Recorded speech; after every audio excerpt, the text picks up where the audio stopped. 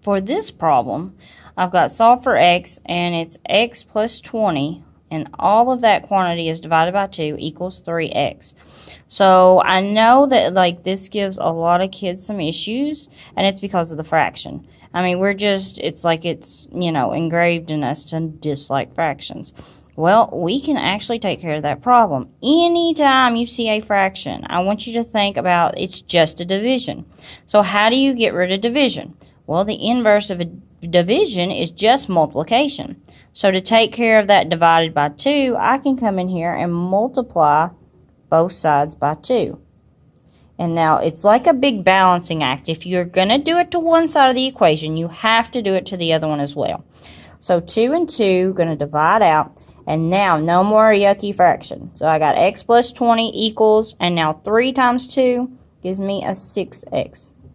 Well, my next step from here is I need to get all those x's back together. Well, this already has a number over here, so it's going to be easier for me just to move him. So if I do 6x minus 1x, that's going to give me 20 equals 5x. Divide by 5, and now I have x equals 4. And then the last one that I think would be the most beneficial to go over is it's another word problem. So Connie has saved up $15 to purchase a new CD from the local store. The sales tax in her county is 5% of the sticker price. So write an equation and solve it and determine the value of the highest price CD Connie can purchase with her $15, including the sales tax. And we're going to round that to the nearest penny. Okay, so we actually have to write the equation for this one. We don't know how much this CD is going to cost. So that's where we get the variable of x. So the CD could be $6, the CD could be $12, we don't know. So the price of that CD, we have x, but what I do know for sure is I'm going to have to add a 5% sales tax. And like we talked about on the previous problems, percent I change to a decimal. So if it is 5%, okay, in order to change that to a decimal, I have to move the decimal 2 places to the left. Now, if there's no decimal, then I can put one behind it because it's just still going to be 5.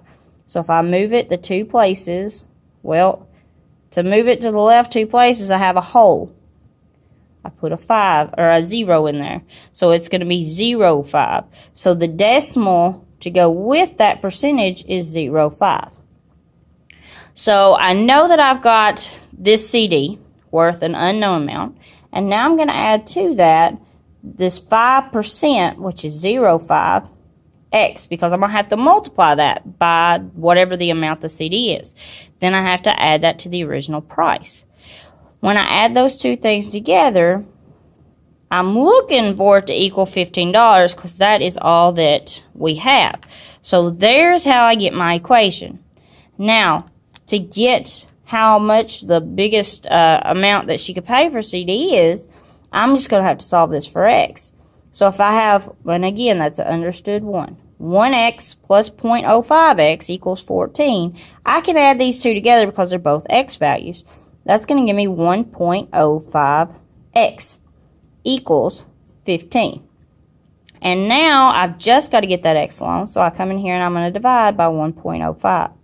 So if we do 15 divided by 1.05, that should end up giving me x equals a 14.29.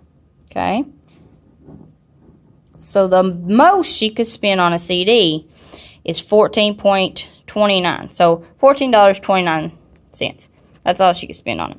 And that will give her, a total of $15. And she could pay for that, no problem. Alright, so I hope this makes sense. If not, please do not hesitate to ask me whatever other questions you need.